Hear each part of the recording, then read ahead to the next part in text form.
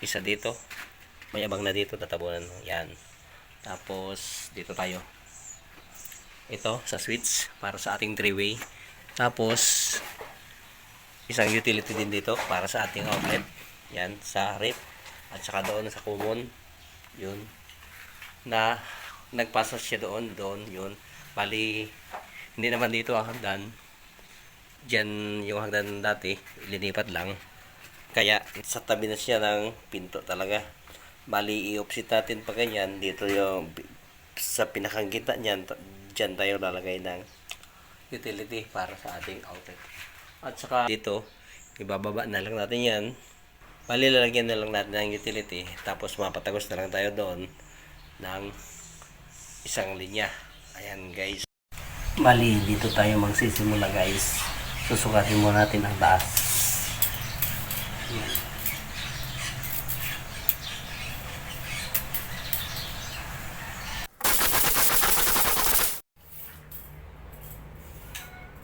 Ating susukatin.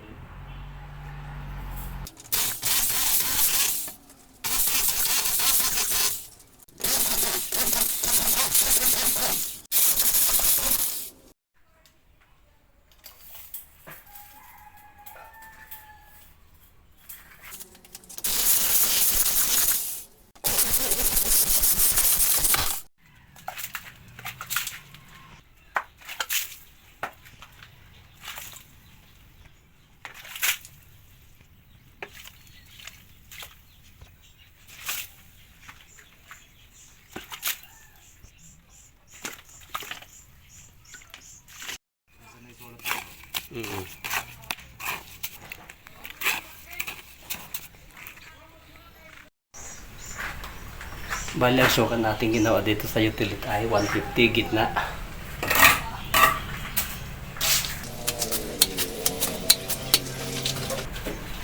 At saka ang abot dito sa pinto hamba 10 cm.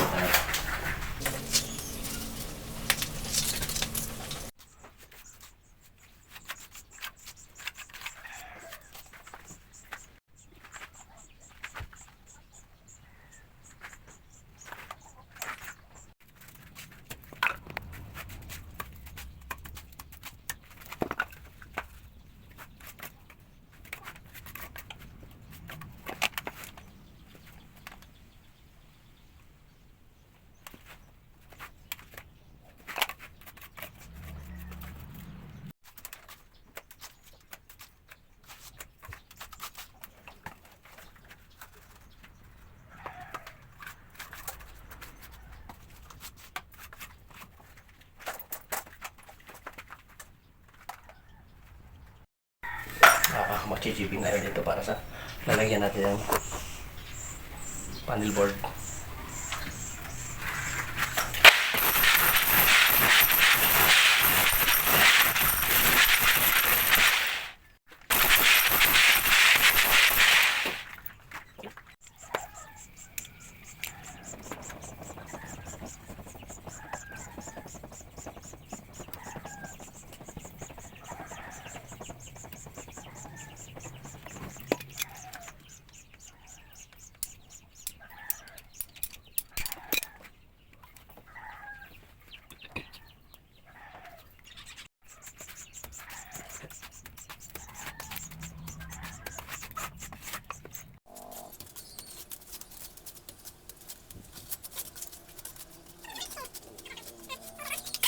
Guys, nalagay ko na ang mga utility para sa saksakan, para sa switch.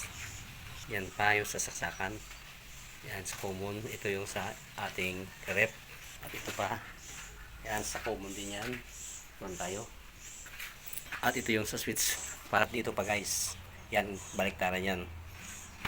At ito, utes natin. Para dyan sa labas. At saka dito. So, yun lang, guys. Patutuyuin muna natin para mai-connect na yung mga PVC pipe na nakatutog dyan sa ating mga outlet. Kukunik natin yan, puputulin natin, saka kukunik dyan sa utility. Tapos ito din, offset natin dito. Yan, offset natin. Yan, kaya dalawang butas niyan, dalawang tubo ang magkukunik dyan. Yung isa pumasok pa sa doon. Ayan.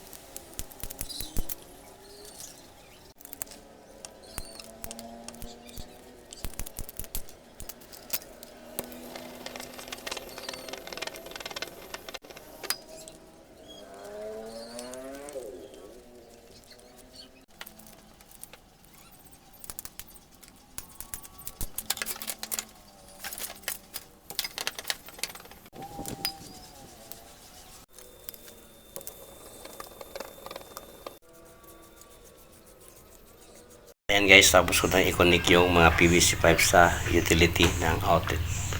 Yan. So, ito. Yan. Yan, saka yan. Tagusan yan guys. At ito yung sa ating rip. Yan. Bali, yan ang tinatawag na SPO. Isa lang yan ang SPO natin.